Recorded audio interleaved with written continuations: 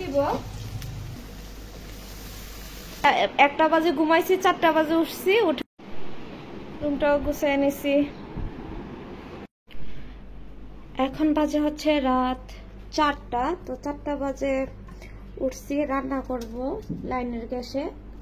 এখন গ্যাস থাকবে, আর যা যা রান্না করব সবকিছু আগে থেকে নামিয়ে রাখছি।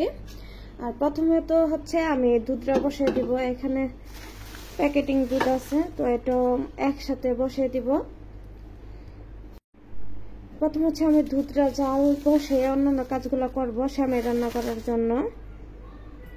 ঘুমানোর আগে হচ্ছে ফ্রিজ থেকে বের করে রাখছিলাম যাতে আস্তে আস্তে নরমাল হয়। অনেক গ্যাস, ফুল গ্যাস আছে। আর এটা হচ্ছে মুরগি, কক মুরগিগুলা পাকিস্তানি, 4 টুকরো করা।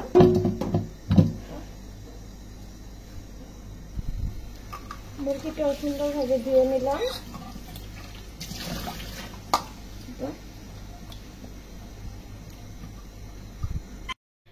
রাত বাজে 4টা 8, কি একটা অবস্থা, কারেন্ট চলে গেছে, সবকিছু অন্ধকার হয়ে গেছে। আর এদিকে আমার দুধও গরম হয়ে যাচ্ছে। একটু পর হচ্ছে দারচিনি, এলাচ, কিশমিশ সবকিছু দিব সেমাই রান্না করার জন্য। আচ্ছা, এখনো আসে নাই, তো এদিকে হচ্ছে আমি পেঁয়াজও কেটে নিলাম। আর লবণ দিয়ে তো মাংসটা মেখে নিচ্ছি, আর টক দিয়ে নামিয়ে রাখছিলাম। আর রাতে হচ্ছে কারিমার বাবা নারিকেল কুড়ায় রাখছিল। দুধটা জাল হয়ে আসছে, এখন হচ্ছে নারিকেল অ্যাড করব সেমাই রান্না করার জন্য।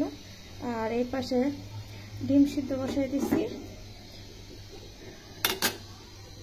আর এবার রমজান মানে রোজার ঈদ ঢাকাতে আমাদের প্রথম করা। আমি কোনোদিন রোজার ঈদ করি নাই, রান্না করাও প্রথম রোজার ঈদের। তো নারিকেলগুলো দিয়ে একটা বলক উঠে নামিয়ে ফেলবো। খুবই সিম্পলের মধ্যে, মানে সিম্পল ভাবে সেমাইটা রান্না করব।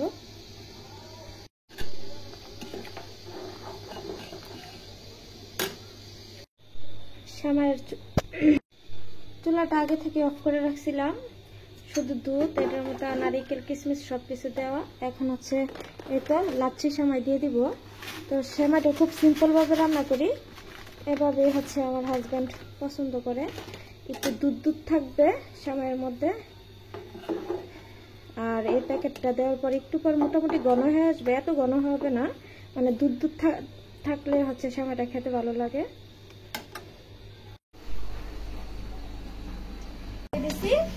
এদিকে হচ্ছে নুডলস সিদ্ধ, নুডলসটা প্রায় হয়ে আসছে। আর এই চুলার মধ্যে হচ্ছে রোস্ট বসাবো। পেঁয়াজটা মোটামুটি বেরেস্তা হয়ে আসছে, এখন হচ্ছে চিকেন গুলো দিয়ে দিব। আর মুরগগুলো রান্না করলে আমি চিকেন ভাজি না, অনেক সময় হালকা ভাজি, হচ্ছে ফার্ম মুরগি থাকলে আর কি, মানে পোল্ট্রি মুরগি। এটা যেহেতু পাকিস্তানি কক, এটা আর ভাজবো না, পেঁয়াজের সাথে দিয়ে হালকা করে ভেজে নেব।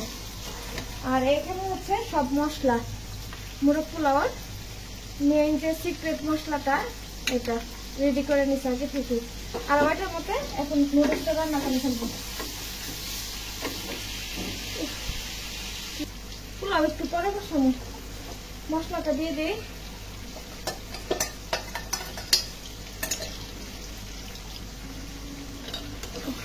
এখন হচ্ছে মশলা আর মাংস একসাথে কষাবে। কষানোর পর হচ্ছে একটু পানি অ্যাড করবো, আর কিছু অ্যাড করবো, কিছু জিনিস পরে লাস্টে। আর ওই চুলার মধ্যে হচ্ছে যেহেতু নুডলস রান্না করবো, ডিম মশলা দিয়ে ভেজে নিতেছি।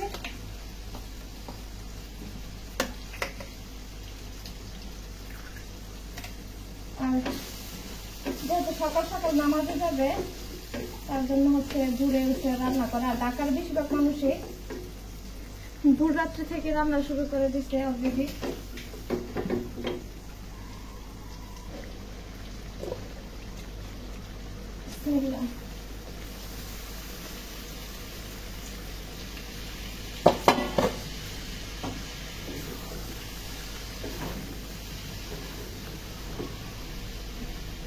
রোস্ট হয়ে গেছে, এখন নামিয়ে ফেলবো। এখন হচ্ছে পোলাওটা বসাই দিব। আর এদিকে তো রোস্ট হচ্ছেই, আর ডিমটা ছুলে নিছি। আমার রান্না অলরেডি ডান। তো এখানে হচ্ছে এই তো নুডলস, শ্যামাই, আর এটার মধ্যে হচ্ছে পোলাও আর রোস্টের ফাইনাল লুক। তো অলরেডি বাজে 6টা, তো 4টা বাজে হচ্ছে রান্না বসাইছিলাম। 2 ঘন্টার ভিতরে আমার সব কিছু শেষ হয়ে গেছে, কিচেনটা গুছানো হয়ে গেছে।